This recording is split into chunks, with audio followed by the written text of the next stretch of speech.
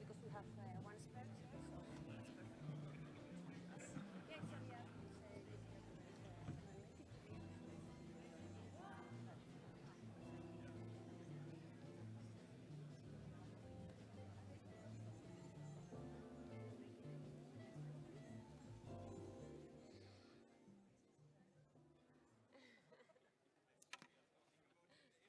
So thanks very much for coming back for this general discussion of the plenary session.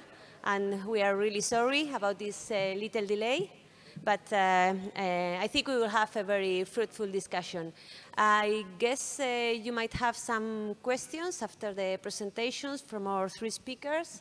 As I said before, Dr. Jessica Fanso couldn't come here to Lyon, but we will have Tobias Plenninger, who gave the second talk and the third talk, and Hervé Guillaumat, who gave us the economic perspective of regarding the issue of how to feed the world without depleting its resources. So I think we have had a very nice overview of the social, economic, and environmental challenges and the different trade-offs that we might have when we apply different policies at the global, the regional, or the local level.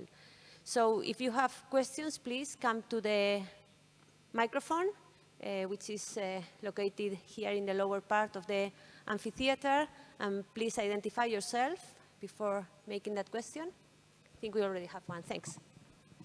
Hi, Christopher Orrit from CRV. European agricultural organisations have some of the most progressive strategies in the world with regards to addressing the challenges of climate change. Not just the farms, but the feed, pharmacology and genetic organisations that supply them. Some of the policies already under implementation could result in a contraction of up to 20% of various agricultural sectors such as cattle, which will cause a lot of smaller organisations to collapse. Is there a risk by decimating European agricultural businesses that we become reliant on businesses outside of Europe with less progressive policies, ultimately harming our ability to respond to climate change and directly increasing methane intensity in animal production?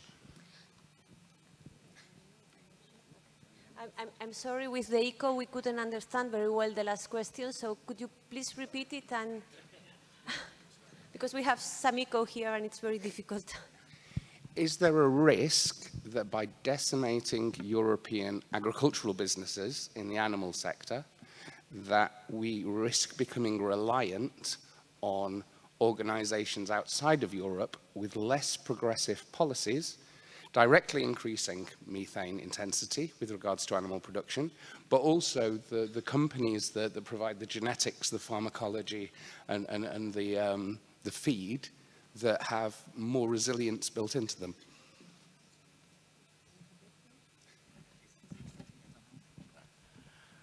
I don't know if I can really answer to your point. The fact is that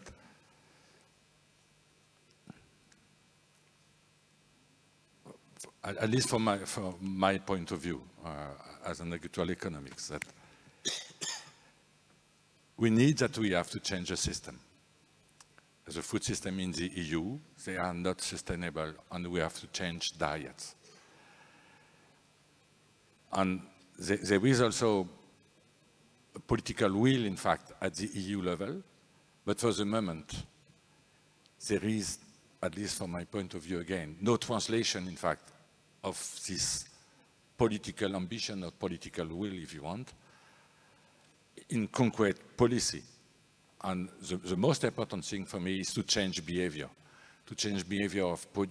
for producer, for consumer, also for actors of the whole food chain. And there is no incentive, in fact, to change this behavior. And if you do not change this behavior, I think it will be impossible to achieve more sustainable and healthier food system in the EU. And the problem is that we know the issue, the problem, and we have to translate that in concrete policy, and you have to constrain, in fact, all actors of the food chain to change their behavior. And for the moment, for me, it's largely insufficient to change. There is no sufficient change. I don't know if I answer correctly to your point, because I'm not sure to well understand the beginning of your question. But in fact, we observe that in the EU, but also in other developed countries. And for the moment, for me, at least many actors have no interest in changing things, and without strong policy, they will not change in a sufficiently important way, in fact, to increase, in fact, the sustainability of food system. You want to add something? Response. Is here? Go ahead. No, it's for you. Carry on. No, I don't have Carry on with the answer. You go ahead, please, if you want. So I think one of the challenges is in the Netherlands, we've seen policies already with the purchase of dairy farm in particular, as announced by the Dutch government, which will result in a contraction of the industry and also a loss of some of the research and development that depends upon the income from those farms. And what we've seen is kind of the stick, but no carrot, no real drive to subsidize the organizations that depend upon that income, and it just seems a bit reactionary and not very structured. Just a point after.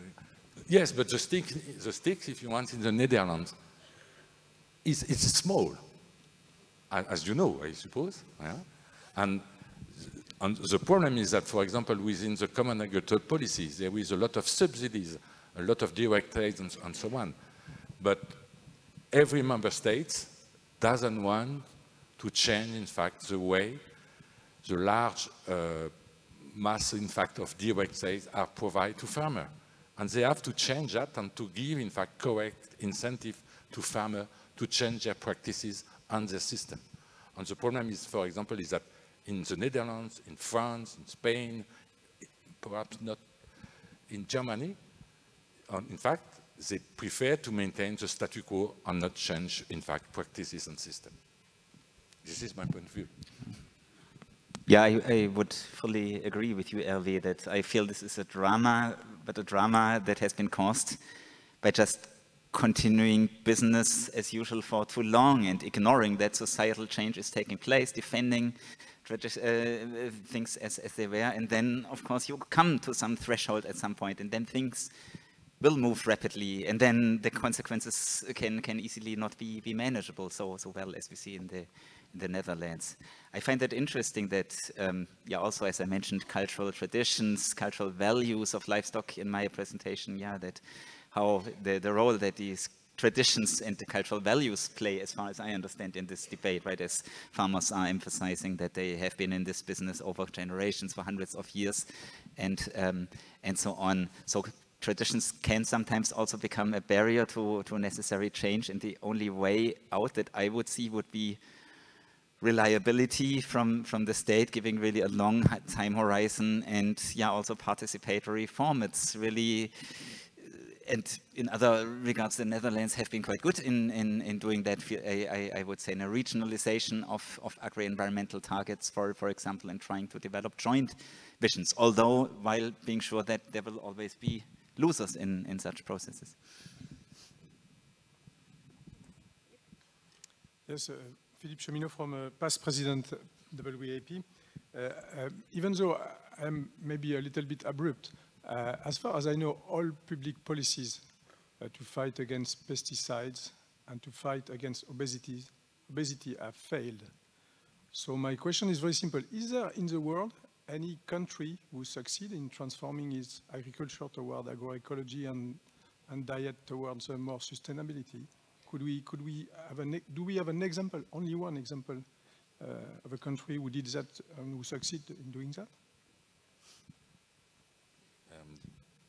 Good point, Philippe. Starting, in fact, from the case of the EU and EU member states. As you know perfectly, there is a common agricultural policy. So there is something at the EU level, in fact, for the agricultural sector. But there is nothing, in fact, at the EU level for consumer. There is only information, but not a real strong policy. And so member states, are reluctant, in fact, in using taxes, for example, to change behavior, even if they are trying to apply in France, in the United Kingdom, in Denmark, in Germany. But there is nothing, in fact, at the EU level. And so to try to answer to your point, there is some example in the EU or in the US where they are trying, in fact, to reduce the consumption of fat, the consumption of animal products by taxes. But for the moment, this is low, in fact, small policy or not strong policy. But if you want to change, in fact, behavior in developed country, you have to apply much more higher level of taxes.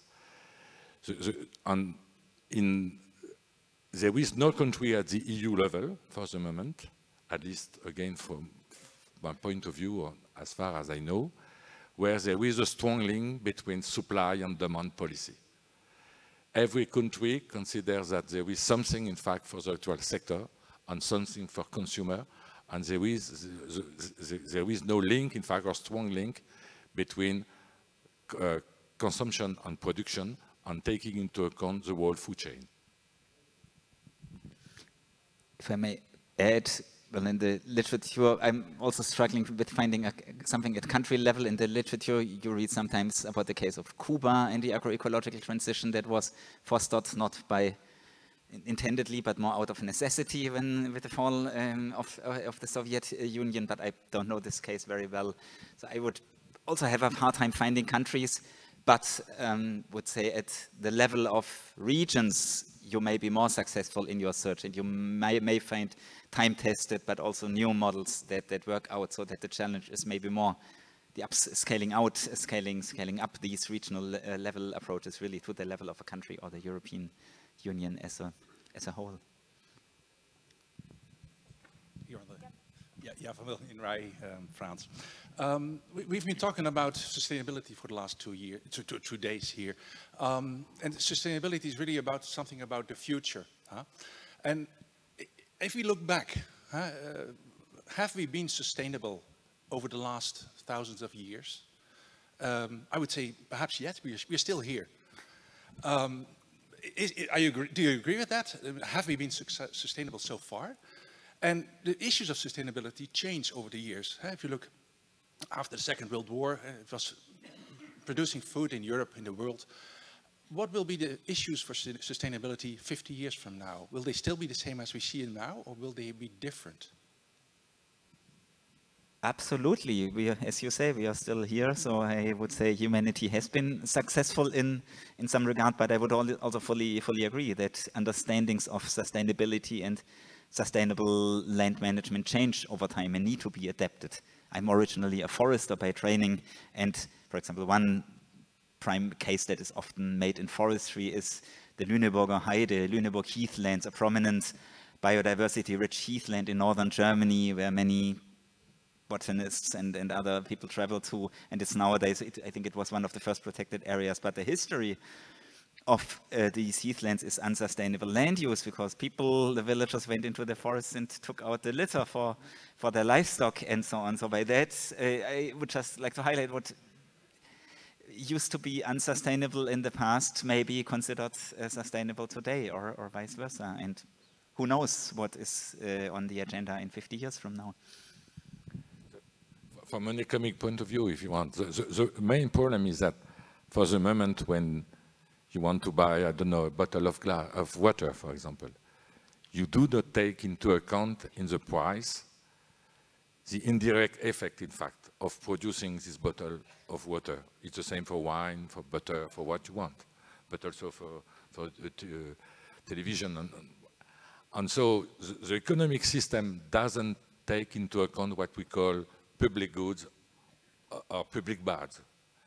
And if you do not include, in fact, public goods and public bads in the price of things, there is no reason to see changes in behavior at a sufficient level to change the things. And for the moment, nobody, more or less nobody, doesn't want, in fact, to include public goods and public bads in the price of things. So it's rather pessimistic.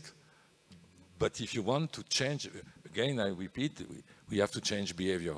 And the price is a better way to change behaviors. Thank you. Hi, Phil Garnsworthy from United Kingdom. I've got a couple of points I want to raise about the first talk. The first one's about the fundamental sort of looking at grassland and ruminants production.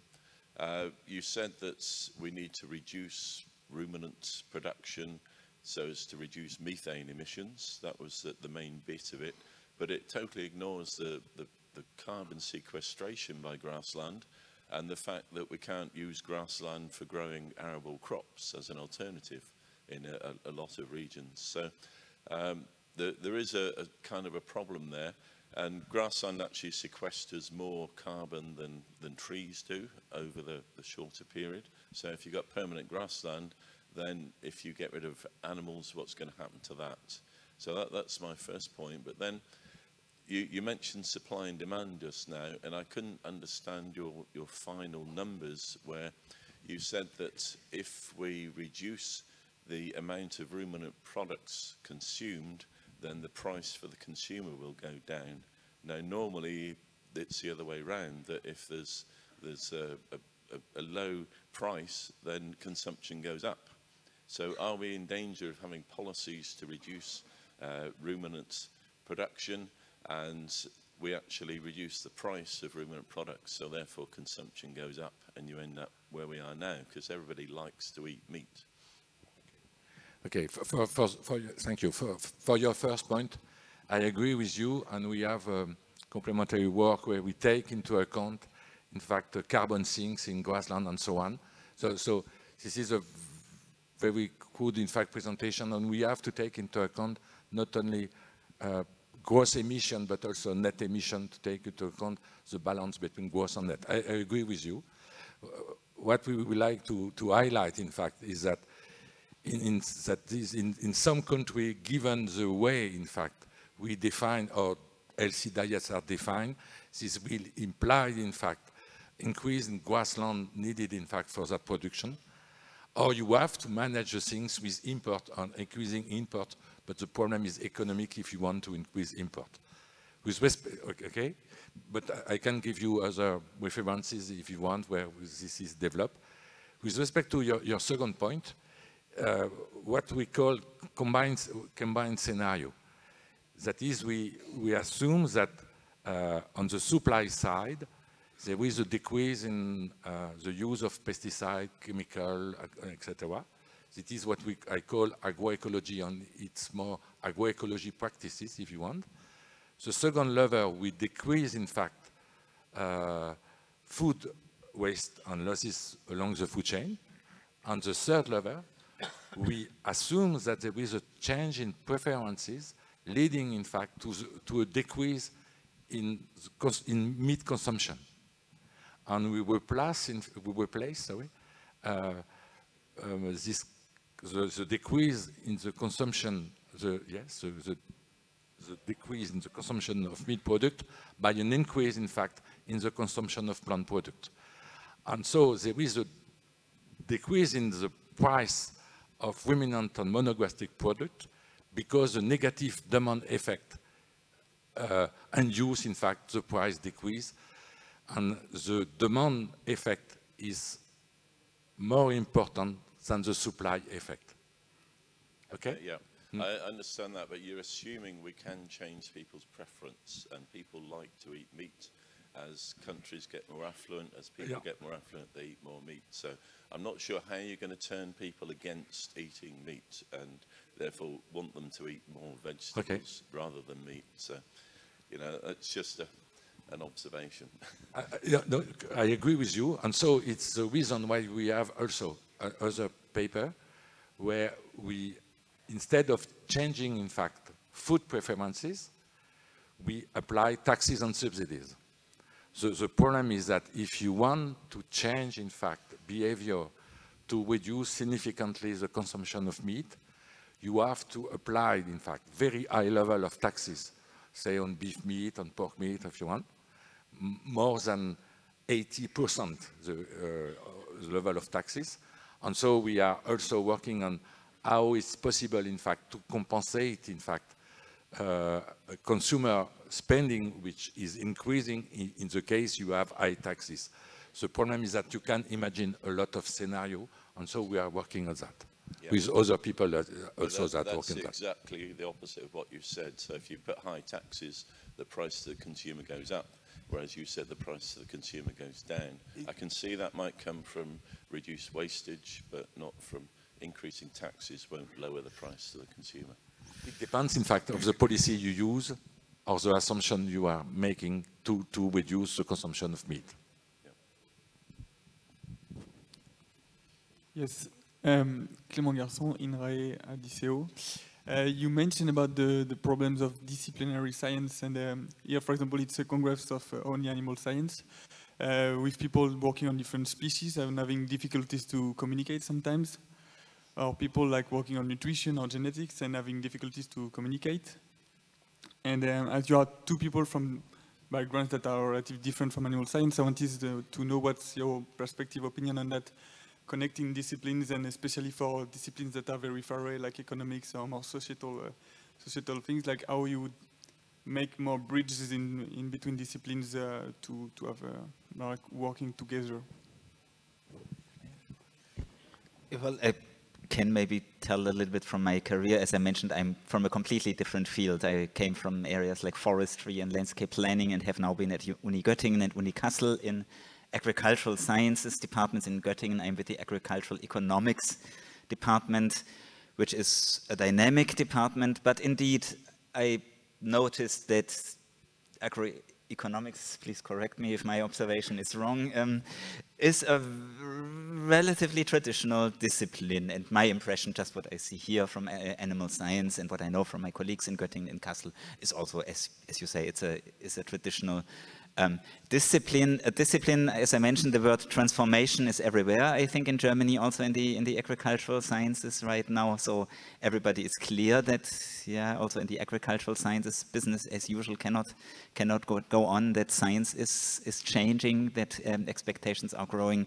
There's maybe sometimes, as you say, not so much experience, although when presenting, I was also thinking that this UN report is maybe more focused on the United States, other countries, simply by the fact that there have been generations of EU-funded research programs. I would suspect that also animal scientists have heard something about engaging with actors, co-creating knowledge with those who have a stake in livestock raising and so on. My recipe for success also in agricultural economics has been that if you look at traditional parameters of scientific performance, like research projects and high impact publications and so on, interdisciplinary sustainability science is strongly on the rise. So if you want, as a young agricultural sciences, to build a career, I think I really encourage young people to go more strongly into these interdisciplinary pathways, as it's not only good for society. I feel also increasingly it helps much better making you a name in science. Just a quick response. I was, like Xavier, head of the division of economic and social science at INRAE 20 years ago now. And I think we have made a lot of progress in terms of collaboration, cooperation, and so on. And at least for economists, the main issue is to recognize, in fact, the work of economics who are working with other science. And for the moment, it's not so clear. For example, you have always a choice to work with people in animal science, in crop science, and so on. So to work in large team and so on, or to do something in economics, and so to compare with people who are working in economics and publish in economics in general. And for the moment, for your career, it's still better to compare with other economics than to work with other science, crop and animal and so on. And things that we are trying to change, but we have an effort to do to change more that point of view. Thank you. Thanks very much. I think we are running a bit late in time, so we should have to close the debate. But I think that the last points you made about collaboration between these different disciplines of research can be extrapolated into the whole debate and the different stakeholders that should be included in this debate about governance of food systems in order to provide solutions that, while they are the silver bullet, because there seems to be no silver bullet for this, can help us move forward in the right direction. So I would like to thank very much our speakers for their presentations today, and also all of you for your questions. Thanks very much.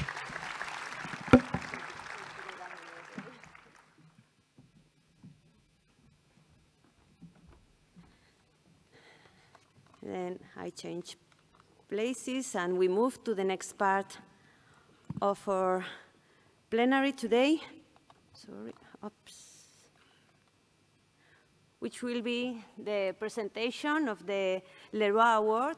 As you heard yesterday at the welcome and award ceremony, the Leroy Award is the most prestigious award presented by the EAAP to scientists who has a very outstanding profile in the field of animal science and who has significantly contributed to EAAP activities, and our very deserving 2023 Leroy awardee is Hans Solkner.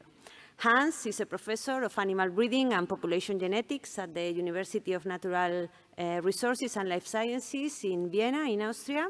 He's an animal geneticist and livestock breeder with an interest in high and low-tech solutions, with genomics amongst the first and simple community-based breeding programs and work in developing countries in the second case. Hans has been involved in animal science research since the 80s, and his work has focused primarily on the genetic improvement of livestock.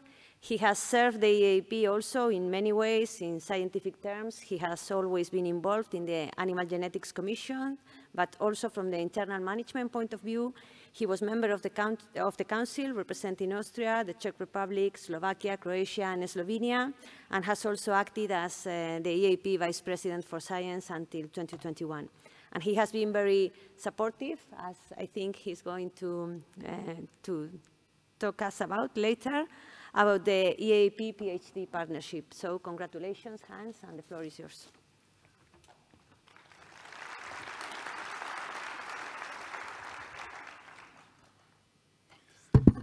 Thank you very much, Isabel.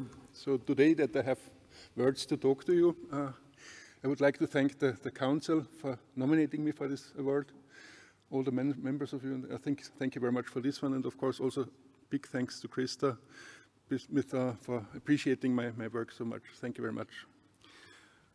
So when choosing the topic for my presentation, I tried to be within the framework of this session actually, and it's called EAAP Beyond Europe, Establishing and Using Capacity to Feed the World. Just giving a bit more of my background, as Krista told, she thought that having grown up on a breeder's cattle farm in the mountains has helped me to get perspective. I'm very grateful of my parents who had me working hard as a kid next to going to school, and I was very interested in the records because of course we were a recorded farm, and I was allowed to choose the bulls for the farm from early on, which made me also very proud. Then I studied and established my academic career at Boku University. Yet I spent almost 2.5 years of my life in Australia, a year for a postdoc with John James, who was just a perfect teacher for me. He's a mathematician with also a breeder's mind. And then later on as a visiting professor of molecular animal breeding at the University of Sydney. Anyway, from beginning on, and because of this background that I had, I was very, very interested to collaborate from fairly early on with the breeding organizations or breeders of cattle and pigs mostly in Austria. And around age of 40, I got very interested in working with partners in developing countries, mostly in Africa. And as Krista told, about half of my PhD students have been African, and the other half are Austrians. And well, African is also not all African, some Latin Americans as well, and Austrians are also not all Austrians, but also some people from Central Europe. But my key vision has been and is to help implementing efficient breeding programs in Austria and in developing countries for the sake of a better living for farmers and also for feeding the world. And as we are in the Anthropocene, I came across a figure like this, or a graph like this, that is kind of driving me quite a lot. So this is telling the proportion of the relative weight of mammals, land mammals, around the world. And it is about 35% of weight of mammals in the world is human. About 39% of the weight is cattle. And what you can see here in green, and this is probably a percent or so, is wild animals. So this is, if you want to know how much we are into the Anthropocene, this is the graph to show this one. Actually, it doesn't, it's a slightly misleading graph, because the mammals only have contribute about 0.03% to the world biomass, so 80% is plants, and 17% is bacteria. But of course, along with those things, many other things have also been changed by humans. And I don't have to talk about the livestock's long shadow a lot here. I still have a few slides, one slide with a few facts on this one here. So ruminant livestock emit methane, mostly by rumination and also a bit by excretion. And when looking at figures from the last 130 years, the global methane emission from livestock or by livestock has been 4 times the one it was at the beginning. But at the same time, the human population has got 5 times as many as we have been before. So it's just an enormous number.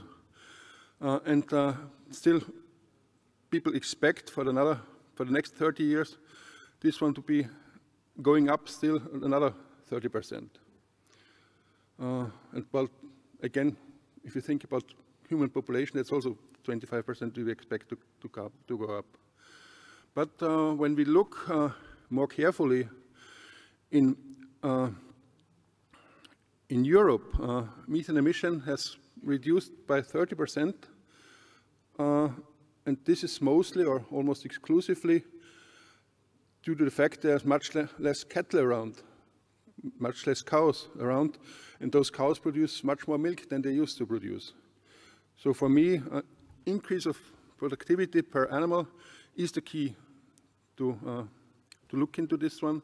And it's not simple calculation of counting kilos of milk divided by methane, kilos of methane divided by kilo of milk. You have also to think about the system. If you have to do a life cycle analysis, and you have to include the calves of the cows as well and things like this. Anyway, still my point is that increasing productivity is the key. Here is just a graph from Rinderzucht Austria that in Austria, milk production since 1950 has increased from 3,000 to close to 8,000 kilos of milk. We have a lot of flag-free cattle, which is a dual-purpose breed, which is also many people say better than to have a pure dairy breed when you think about sustainability. But my feeling is, or I think that I know that most of the change is genetic, but the environment had to go along with the genetics actually. So cows eat, of course, much more than the cows from 1915 ate. But so we need to keep this term for one of the final slides. So to my mind, the breeds have been at all times locally adapted because their environment has changed along the way. Now, as indicated by, well, I already indicated myself, but also Krista has indicated, I got very, very interested in working in developing countries. I have to say that Krista is at least a little bit guilty for this one, because she was, after her PhD, she went for 3 years to Zambia to do developing work.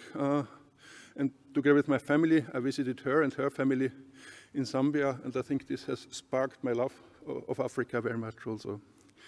But what I saw at that time, and also later on when we started collaborating, is essentially no structured breeding program, almost no structured breeding programs, the way we are familiar with here in Europe. There's no institutional arrangements for this one and no lab recording going on. And what people thought at that time was that nucleus breeding, like having governmental stations and breeding the best animals there and giving them out to farmers would be the solution. But it has mostly been failing, and I don't have time to explain all the reasons why it was failing.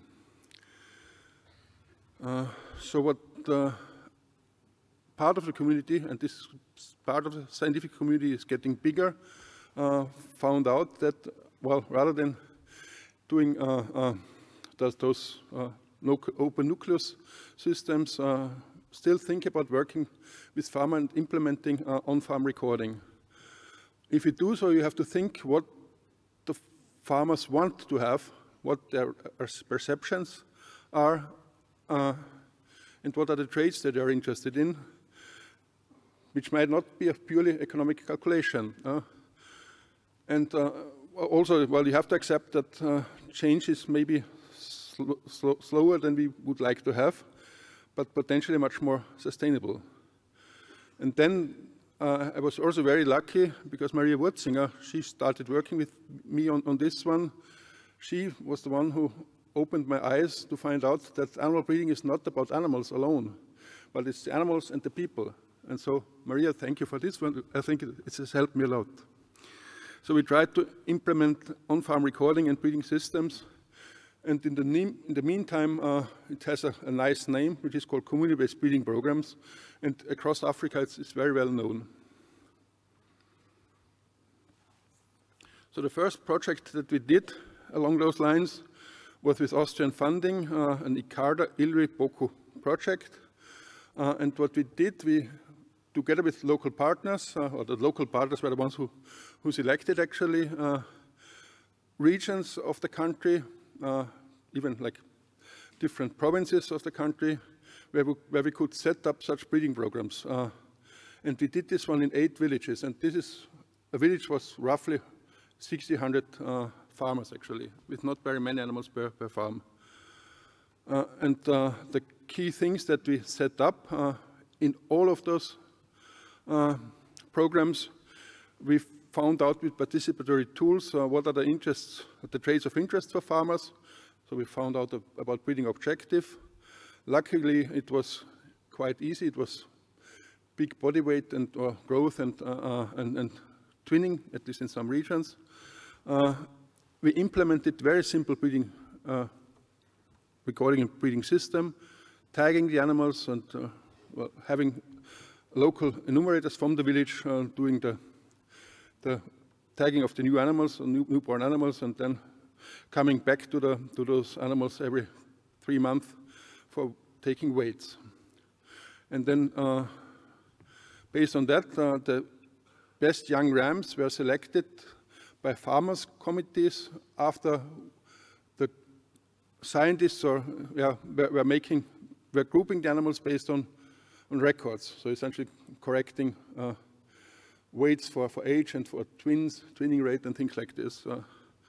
And then also associations were formed. So this was kind of the setting, and this is important to know that first of all, there's lots of communication going on. Again, this was unsurprising for me as a European animal breeding scientist.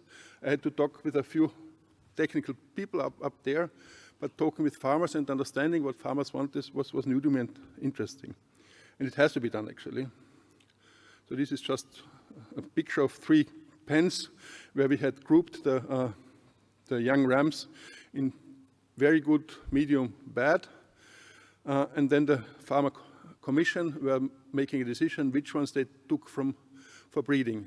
And of course, they often took animals also from the second category, but mostly they were also interested in, because the best ones were also the ones that were growing most fastly.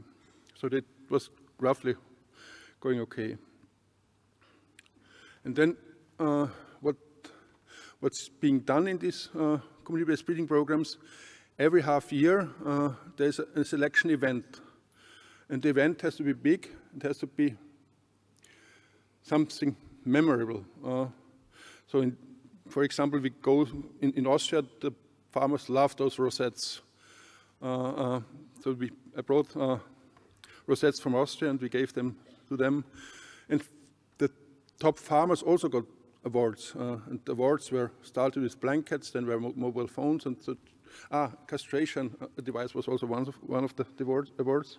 So overall, but yeah, it's essentially making people interested very much.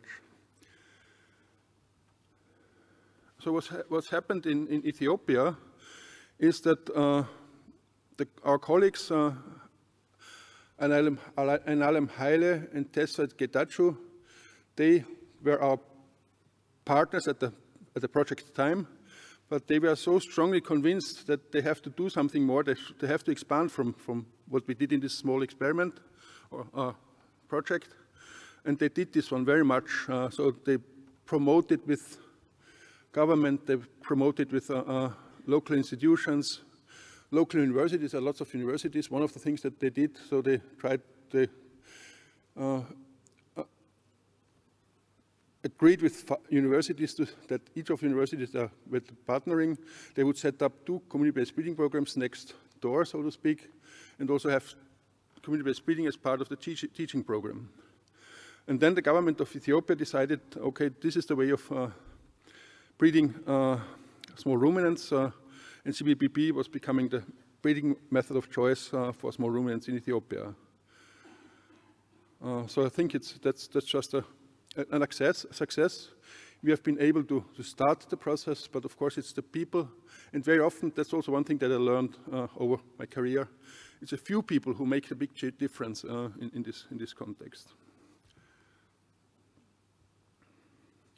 We do something like this, or the same thing with cattle in Burkina Faso.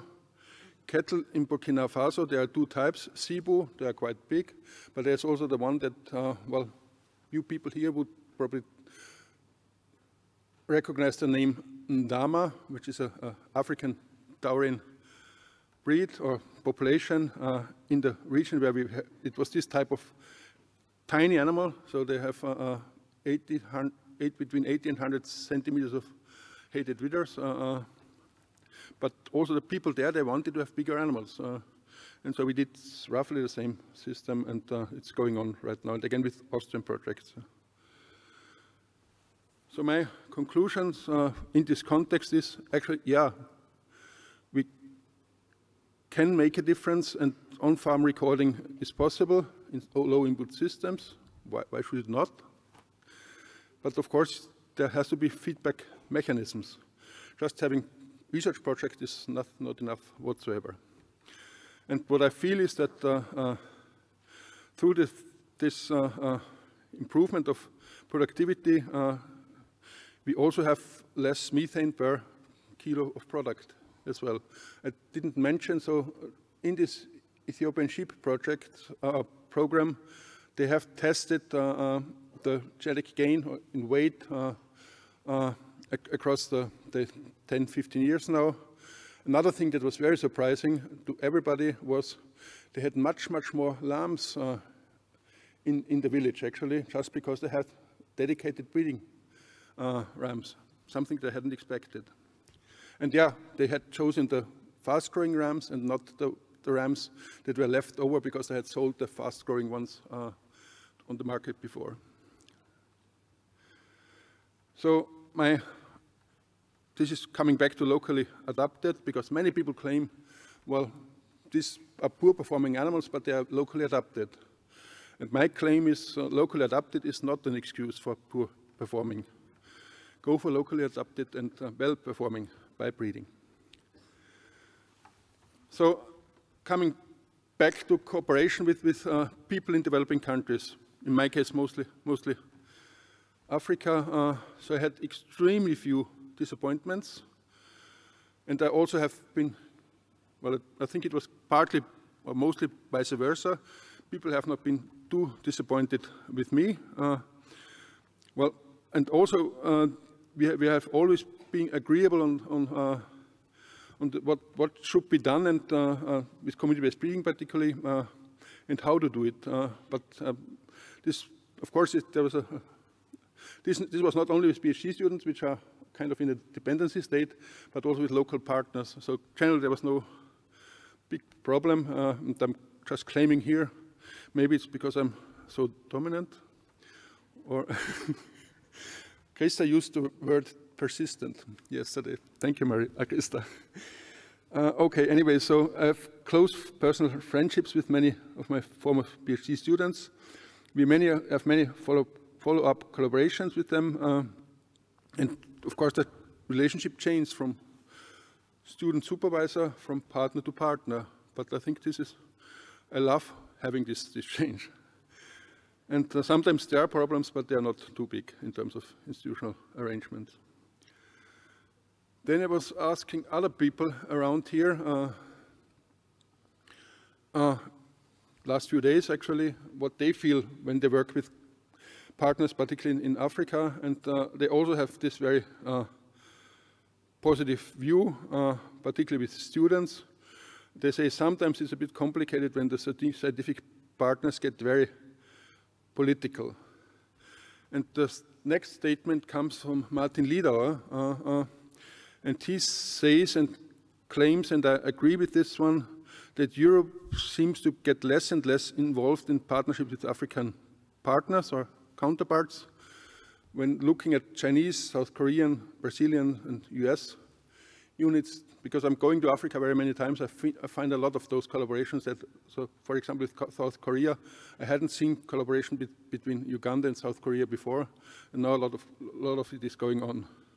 So they are more active, and Martin and I, we claim, and we ask all of you, please think carefully, because there's also a bit benefit of Europe in this collaboration. And then I talked with a senior scientist from Africa who had lots of collaborations with many different institutions. And I asked her quite specifically, think about it. What is different when you have a partner from Brazil, from US, and from Europe? And she claimed, well, for Brazilian partners, she often finds that they are actually also interested in their own investment opportunities in Africa. For US partners, she claims that mostly those partners, they wish to support their own institutions, industry, particularly AI industry. So bringing in US Holstein Friesian semen would be kind of to make it short. And for Europe, she also sees a bit of that, kind of supporting European industry.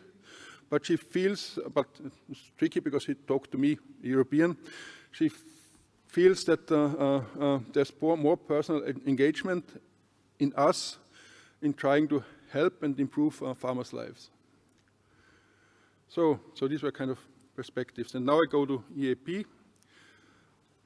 And what I can see as a potential change of vision within EAP, which is on its way, luckily. So I copy-pasted the Vision 2021 of EAP, and you can please briefly read.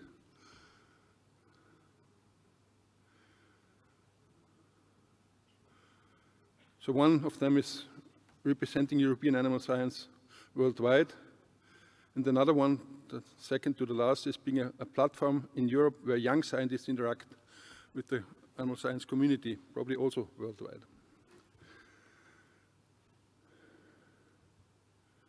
My view about EAAP, I think it's really so that I love EAAP in the way it developed. It has expanded its scope very dramatically since the 1990s. Well, they claim, or it's written, they are the dissemination partner for those EU projects. But my feeling is also they're not only disseminating, but they keep the scientists conscious that they have to take care what is making use for the farmers. And thank you very much for this one as well. Well, and then the other one is being here is just great. I'm so happy to be here and not being an online meeting with you.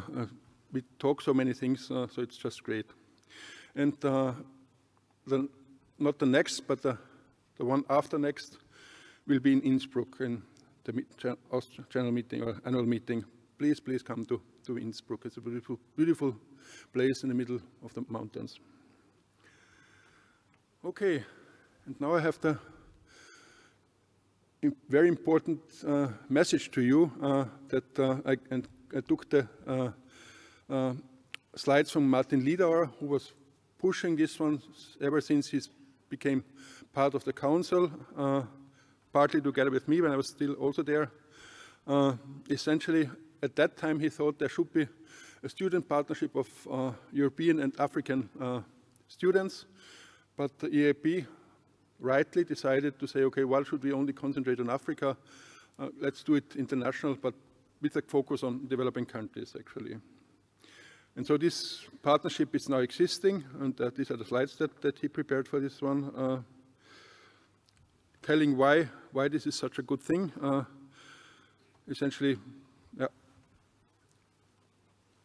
if we collaborate with African, South American, and African partners, we can help reduce hunger and create sustainable food production in global collaboration.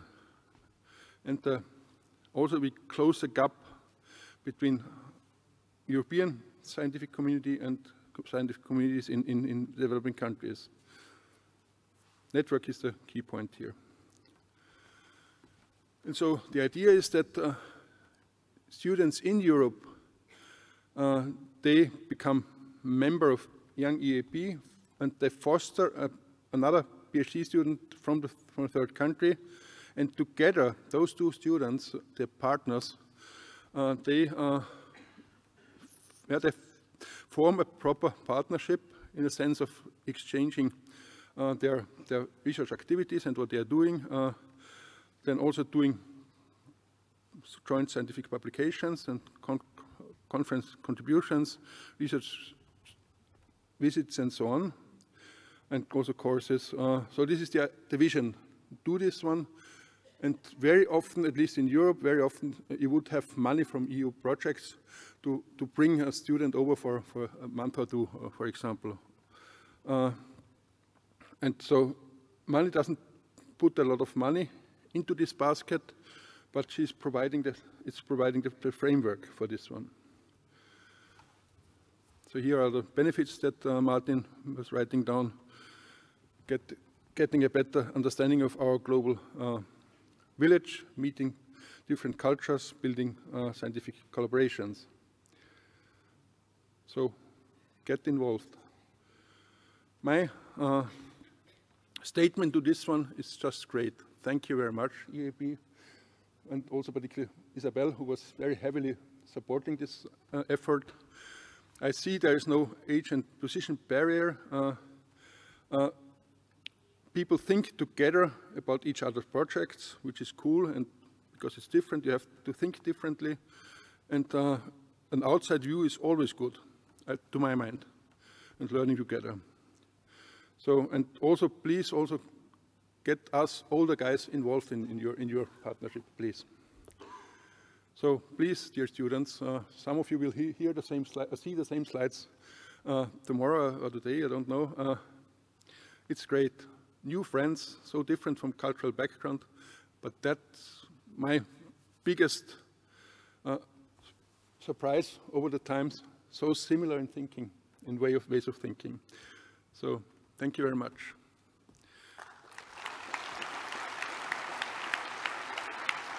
This is a photo with 4 of my previous PhD students. So thanks very much, Hans, for this very nice presentation, and also for introducing the EAAP PhD partnership that we are launching this year. As you can see, you could see in the previous slide, you can get information at the webpage, and also it will be presented, I think it is this afternoon, in the session organized by the Young EAAP, so please check the booklet for the right directions. You will get more information about the partnership there. And I want to really appreciate the support that Hans, together with Martin Lidauer, have given to this initiative. Now we can take 1 or 2 very short questions for Hans before we move towards the next presentation. If any one of you has a question in the audience regarding this nice initiative of the community breeding programs and how to promote breeding in Africa in different ways.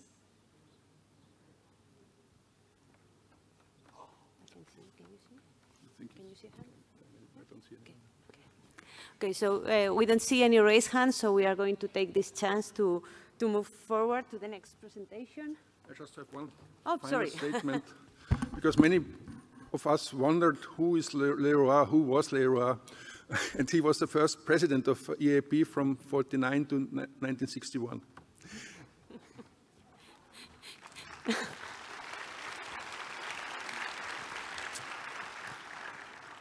Thanks very much, Hans, for doing my job, because it should have been me who had presented André Leroy, so thank you. Our next presentation will be done by Frank Danshi, who received yesterday the EAAP award. As we said yesterday, we have the opportunity this year of celebrating our annual conference together with the World Association of Animal Production, who established an award to recognize and stimulate distinguished service to animal production at the global level. This award is very special because it's only presented every 4 years, and in 2023, the EAAP decided that it would be given to Frank Danshi. He was presented yesterday by Philippe Cheminot. Frank is currently a professor in agriculture at the University of Melbourne in Australia, and also a professor in animal growth and development at the University of Leeds in the UK. In his long research career, he has combined fundamental and applied research, leading to results that have been widely adopted by livestock industries. He has worked on physiology and nutrition in all livestock species and in understanding the interactions between animals and the animal and its environment, with a particular focus recently on the effect of climate change on livestock welfare and performance, and on identifying nutritional interventions to mitigate the effect of heat stress. He has an impressive publication records, and in recognition of these outstanding achievements, he has received several national and international awards, among which the 2023 EAAP award. So, Frank, the floor is yours.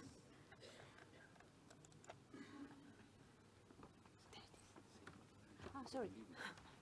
Sorry, I forgot to say that you don't have to hurry up for lunch, because since we will have very interesting presentations doing a bit more yet, lunch will be served at 1 o'clock instead of 12:30. So you can remain here, please, and prepare some questions for the very interesting talk that I'm sure Frank is going to present. Thanks.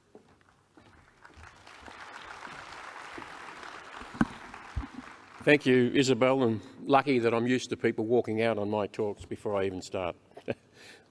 So thank you for staying. I'd also like to thank EAAP for making this award possible. It truly is a great honour. And when I accepted the award yesterday, I said that this award is not, just for me, I'm really the figurehead. This award is really recognising the contribution of my collaborators, and in particular PhD students. And Hans, you'll be pleased to know that most of those students have come from developing countries. And I've truly seen that benefit as well with those relationships. going to change tack a little bit. It is somewhat keeping in the theme, but probably there might be a few more data slides here than what we've had this morning.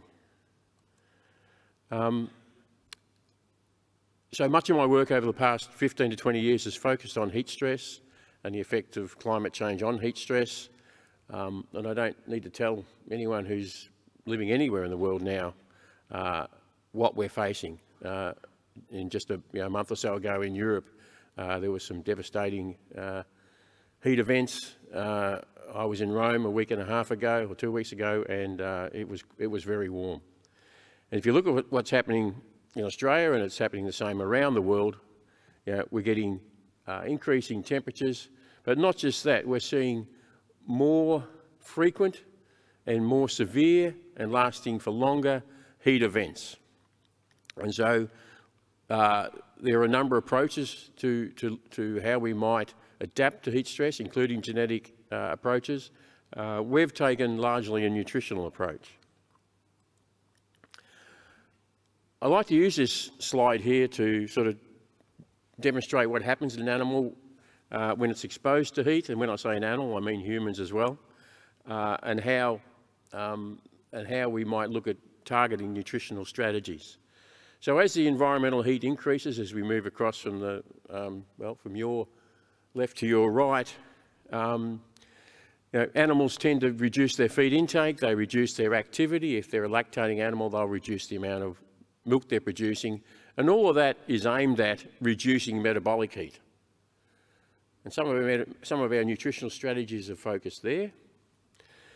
Another thing that happens within the gastrointestinal tract and the visceral organs is that there's a diversion of blood from the organs, from the internal organs, to the periphery. And that is in order to dissipate heat into the environment through radiant heat loss. Now, one of the problems with that diversion of blood flow, it's a natural adaptation and it's very important. But what happens within the gut and within the visceral organs is that we get hypoxia because we're not getting as much blood, and therefore we're not getting as much oxygen to those tissues. And also, the reactive oxygen species that are being generated are not being taken away. So we see, quite quickly, we see hypoxia, we see oxidative damage, and then we see an increase in the gastrointestinal tract permeability. And you, in fact, hear some people talk about heat stress as being a disease of the gut. So some of our strategies are focused on oxidative damage, and you also see an increase in respiration rate as animals try to dissipate heat, which can result in blood alkalosis and an increase in maintenance energy. So this oxidative stress that happens within the gut, it also happens within other tissues within the organ, and it's due to either an excessive production of free radicals or a deficiency of antioxidants. And when this gets out of balance, we have a failure of the antioxidant system and we get oxidative stress. And this is some work largely generated by Surinder Chauhan, where in sheep he showed with a number of different studies that when animals are exposed to heat stress, there's an increase in the circulating level of reactive oxygen species. He also showed that there was an increase in reactive oxygen species in the exhaled breath as well. So quite consistent event is this oxidative stress. And so we've focused much of our work on looking at, can we use exogenous antioxidants to mitigate heat stress? And we're focused on two major categories of antioxidants. First of all, vitamin E, which is a major lipid-soluble and chain-breaking antioxidant in cellular membranes, and so it's very important in protecting against oxidation of fatty acids and lipids.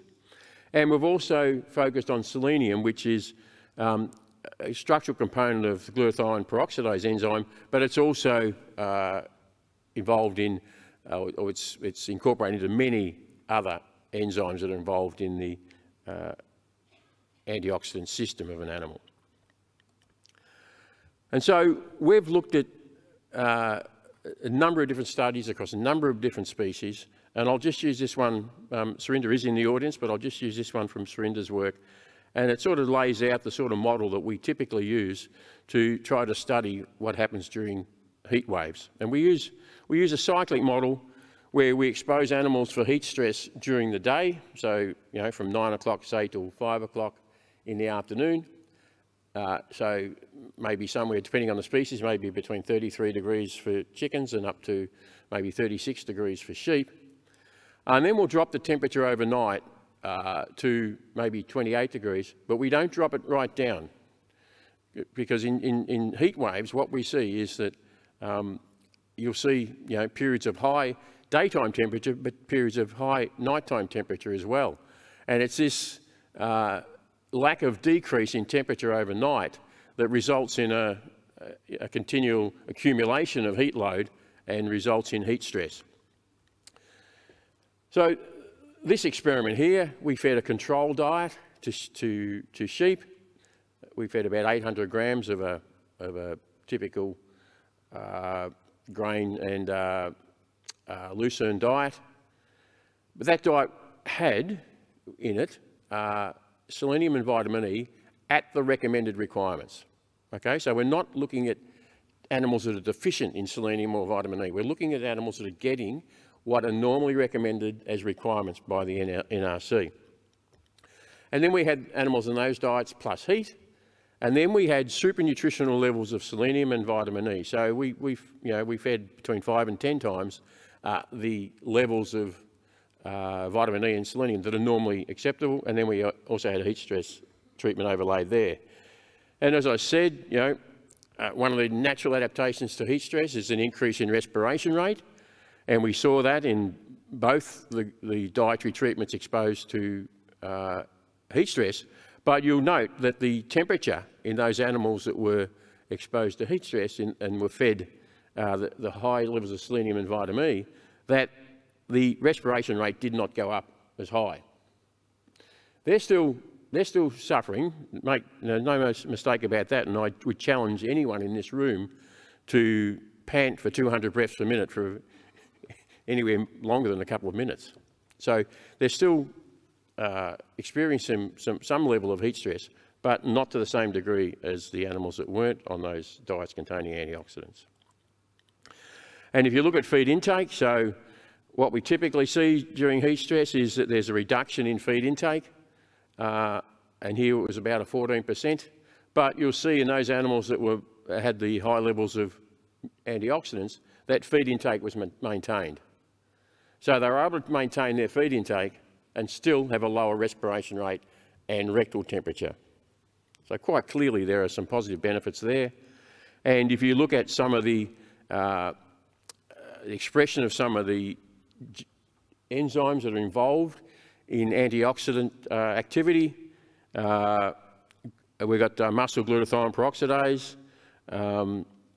You can see that during heat stress there's a decrease, but if you provide the selenium and vitamin E, you'll get an increase under both heat stress and control conditions. And so in fact, under heat stress conditions, fed the vitamin E and selenium, we're back to where we were in the control conditions. And similarly for superoxide dismutase, another very important antioxidant enzyme. So we're seeing some physiological changes, we've seen some changes in their behaviour with respect to feed intake, and we've also seen some changes in gene expression. And these are consistent across species and across many different studies. But I think it's probably best to see a video to see this visualised. So this first animal here is a sheep that's been fed the high selenium and vitamin E diet. And you can see that this sheep is panting, reasonably rapid breaths per minute. So quite clearly there's a level of heat stress. But let's go across to the control animal. Right next door, in the same chamber, quite visible differences in the ability of these animals to handle heat stress. And of course, I've shown you the typical experience, but it is quite clear that these antioxidants are having some beneficial effects. I'll just change species now. As I said before, that heat stress is, is often thought as of a disease of the gut, and this work is from Nick Garble's laboratory in Iowa State, where he exposed pigs to heat stress, and this time was 40 degrees, and then sacrificed animals at 0 to 4 and 6 hours after heat stress. And what we're seeing here is a cross-section of the small intestine at the ileum. And so if you look at the cross-section at 0 hours, so these animals are under thermoneutral conditions, you can see quite long, finger-like villi, quite healthy. And if you look at the bottom of those villi, you can see that the tight junctions there really are tight. And so these long villi are offering the ability to digest and absorb nutrients, and there's a physical barrier there keeping out things like endotoxins with those tight junctions. But even after 2 hours, just 2 hours of heat stress, just look at the sort of damage that's there. You start to see those tight junctions open up, the villi have sloughed off, go to 4 hours, and then you go to 6 hours, and it's a real mess. Now, this actually happens to humans as well. So I suppose something analogous this might be someone who runs might suffer from runner's gut. It's a pretty similar sort of event. So this is what this oxidative damage is doing to the gut during heat stress.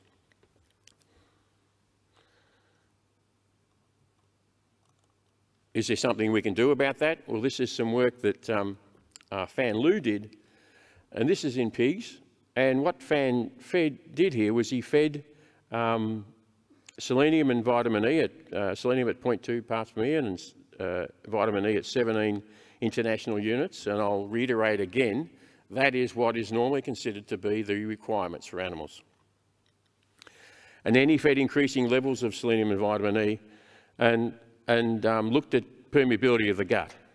Now, what you see at the low selenium and vitamin E diet, well, the control vitamin E and selenium diet, you saw an increase in gut permeability, but as he increased the level of selenium and vitamin E, there was restoration of the integrity of the gut, and so in fact, at 0.5 parts per million and 100 international units of vitamin E, virtually reversed that effect of heat stress on gut permeability.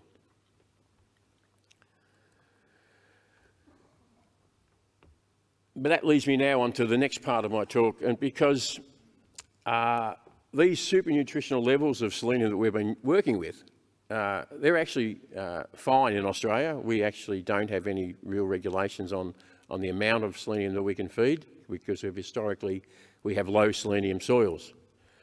But they're above the levels that can be fed in most parts of the world, including the EU. So we've spent a good period of time looking for alternative forms of dietary antioxidants that could at least partially substitute for selenium. And we've done quite a bit of work looking at plant-derived antioxidants, including polyphenols, that may be suitable alternatives. And one of the reasons why we've sort of focused here is that many of the nutritional strategies that we look at and others look at for methane mitigation, for example, are okay in animals that are housed intensively, but many of the animals around the world that we really, or in fact most of the animals around the world that we really want to focus some of our attention on, are just cannot be supplemented because they're in extensive grazing systems. And the other reason why we wanted to look at polyphenols is that they may also alter rumen fermentation characteristics and perhaps reduce methane emissions. So we got access to, in our first sort of study, looking at a model here, we got access to a sugarcane-derived antioxidant mix. So this was derived from the waste product of sugarcane production from the molasses. And you don't need to look at these numbers here, but just to say that this had a broad range of polyphenols and antioxidant activity. And we used this time we use the chicken as a model. And so I'll step through this. We have on the left-hand side, we have chickens maintained under thermoneutral conditions and those that were maintained under cyclic heat stress on the right. And we fed increasing doses of this polyphenol mix up to 10 grams per kilogram. And what you see under thermoneutral conditions, there's an increase in rectal temperature over time. And there's a dose-dependent reduction in rectal temperature, particularly out at the end. But more importantly, in those chickens that are under heat stress, we see, well, certainly we see a higher rectal temperature, but we also see a quite clear separation within those dietary treatments where we see a dose-dependent reduction in rectal temperature in chickens that were growing faster and putting on more muscle. If you look at respiration rate, yes, respiration rate increased in response to heat stress, but again, you see a dose-dependent decline in respiration rate. And if you this time we're looking at another measure. This is looking at T-bars in the muscle of these chickens, the breast muscle of these chickens after 72 hours. And this measure, T-bars, is measuring oxidation. And you can see that heat stress increases oxidation within those muscles, but the increasing doses of polyphenols reduce that oxidation. So quite clearly there's some post-absorptive effects there, and we're seeing effects on muscle and keeping or shelf life of that chicken meat. But again, you know, this is a mix of polyphenols that will be fine for animals that are in confined systems, but not suitable really for animals that are in extensive grazing systems. And if you look at, there's been increasing interest in using polyphenols, looking at polyphenols in ruminant nutrition. This is, interest over the past 30 years. We first started looking at this around 2007 when we published a review, and there really has been rapid increase in interest in this area. And what we do know is that the pasture and forage polyphenols, they vary widely, but they generally sort of decrease in summer when we probably need to have higher levels of polyphenols if we're looking at protection against heat stress. But we do see considerable variation, and so this sort of allows us to perhaps look for different pastures and different fodder and forage opportunities. So we've got perennial ryegrass, plantain, lucerne, chicory and brassica. So you can see in the chicory and plantains particularly high levels of polyphenols. And what we also have a suite of antioxidant assays. We have about 14 or 15 antioxidant assays. And what we see is that these generally all line up with the level of total phenol. So the total phenolic content of these plant materials typically lines up with the level of various levels of antioxidant measures. So it's letting us know that if we're measuring total polyphenols, we're looking at total antioxidant activity. But there are also some other plants that have very high levels of polyphenols, and here, there's the ryegrass and the plantain, lucerne and chicory lined up there from their spring contents. But then we have a tropical legume that we've been working with called desmanthus, and you can see that there are extremely high levels of polyphenols there, and those polyphenols are not all tannins, because there's been a lot of interest in tannins and their ability to reduce methane. And if you look at on the far right hand side there, desmanthus, which has about 60, well, I haven't put units here, but 60 compared to say 16 for plantain.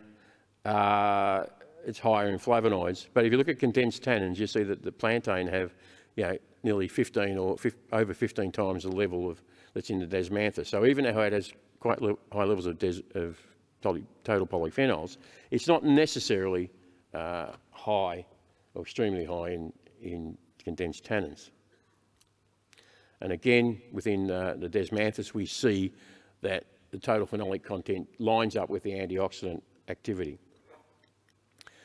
And one of the reasons why people have been looking at tannins, have been looking at polyphenols, is that in fact they can move some of the protein digestion from the rumen to the small intestine, because the efficiency of use of that protein is increased.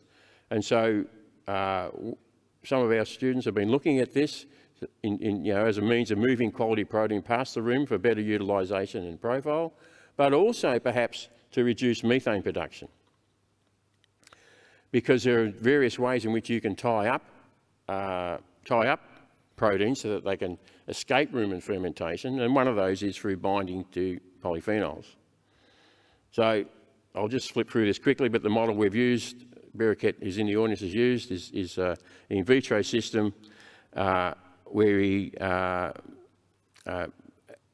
pre-incubates with a very fermentable rumen fluid with a very fermentable carbohydrate source, and then looks at the nitrogen protein digestibility and is able to fractionate the protein into rapidly fermented protein and more slowly fermented protein, and then protein that actually escapes fermentation in the rumen. So soybean meal there, A, B and C, so A is the more rapidly, B is the more slowly, and C is that which escapes. You can see that it has a profile quite different to the desmanthus, where much of the protein gets through, or can potentially get through, to the small intestine.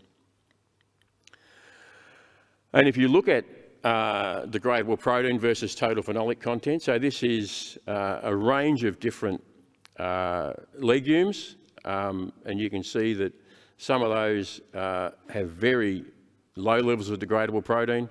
They have very high levels of total phenolics there, up around 16% of dry matter. The group of legumes that we're interested in are sorry, there is one. No, it doesn't work. No, there is, right in the middle there is a series of desmanthus. And those that have low total phenolics are, lucerne and soybean hay. But you can see that the desmanthus is relatively, it's intermediate in its ability to have phenolics, but also to be degradable. And the reason we first got interested in desmanthus is because there's been work done up in the north of Australia looking at increasing the level of desmanthus in the diet. And in this case, as desmanthus was increased up to 31%, there was no change in methane production in grams per day, but the animals increased their feed intake, and so in fact there was a decrease at the bottom line there, was a decrease of methane yield in a linear fashion. And if you look at in our in vitro system, what happens? Again, when you total phenolics versus methane, there is a decrease there with increasing total phenolics, and we think that the desmanthus is sitting there in a sweet spot right in the middle there, where we're not getting too much protection, but we're getting sufficient to protect the protein and perhaps starch and decrease methane. Now this is in an in vitro system. We need to look really now what happens in a in vivo system.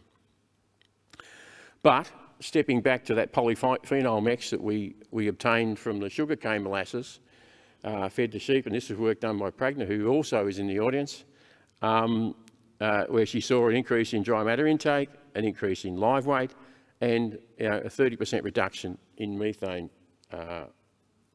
So again, a good indication that perhaps we can go further. This is a concentrated mix of polyphenols, but perhaps there is opportunities with plant-derived material. And I'll just finish off with a model that we've used to simulate moving fermentation from the rumen into to digestion in the small intestine. This is using a binding agent, and you can see that by using this binding agent, we've been able to slow down the fermentation of wheat grain in an in vitro system, and we've also been able to slow down the gas production from a protein meal. So it has effects both on starch and on protein. And when Pragna fed this binding agent to sheep, she saw an increase in respiration rate, when we went from thermoneutral to heat stress, but in fact, those animals that were fed the maize diet or those that were fed the rumen-protected wheat had a lower respiration rate. We'd already seen this effect of corn versus wheat before, but this we were able to sort of simulate through this protection that we could get the wheat behaving the same. And she also saw a decrease in in methane production from these treatments. So the protected wheat had a lower methane production under both thermoneutral conditions and during heat stress. So we're now looking at desmanthus. So here we have some photos here of a fresh cut desmanthus. You'll see that there also we've got a green feed system sitting out in the paddock there of some pretty rough looking desmanthus. We're sort of looking at 30% inclusion in the pasture swards here. And there's a photo of Ed Charmley and myself next to a flux tower that's over the top of a desmanthus sward as well. So we're measuring not just the methane production from these cows, but we're also measuring accumulation of carbon into the soil through fluxes there, and also accumulation of water, because we think there's some positives. So I suppose stand by for some, I hope, exciting data from these studies. So to summarise, many stressors, including heat stress, result in oxidative stress. Some of these effects can be overcome using super nutritional levels of dietary antioxidants. We also see a role for plant polyphenols and other phytochemicals, particularly in situations where we're dealing with animals in extensive grazing systems. There's a lot of the team there, and I'll just take the opportunity to leave this on the an advertisement for our conference, Asian Australasian Animal Production Conference next year. So thank you very much for this opportunity.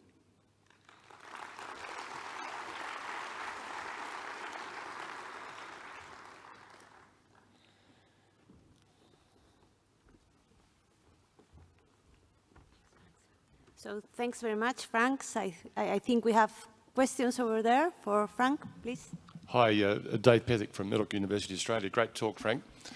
Now, Frank, I'm delving deep into my biochemical past, but superoxide dismutase, I seem to remember that's pretty crucial for antioxidant hydrogen peroxide dilution. Yep.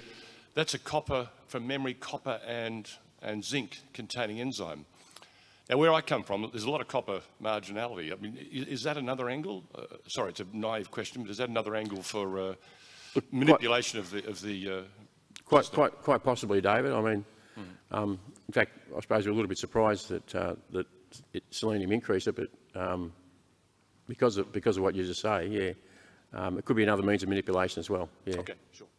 But it could also be one of the reasons why animals suffer heat stress in some of those conditions, David. They have insufficient copper. Yeah, sure. Yeah, and zinc. My name is Paul Bikker from Wageningen University and Research. Thank you very much for your interesting presentation. I have a question about the part on heat stress. And it's clear from what you showed that the antioxidants can reduce the damage that is induced by heat stress, for example, in the gut.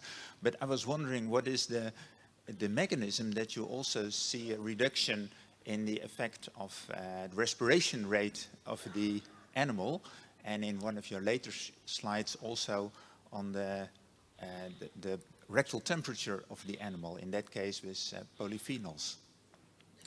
Yep. So, you know, what we showed was the effect on the gut, but quite clearly there's oxidative damage all over the, you know, in many organs within the body, and we've actually shown that there's extravasation in many tissues. So it's a general response in reducing oxidative stress across the body, which allows the animal to you know, it's still heat stress, but it allows it to continue to consume feed. Often in some of these strategies there's a trade-off. If an animal still continues to eat, then in fact their rectal temperature doesn't always drop because they're producing more heat because they're eating.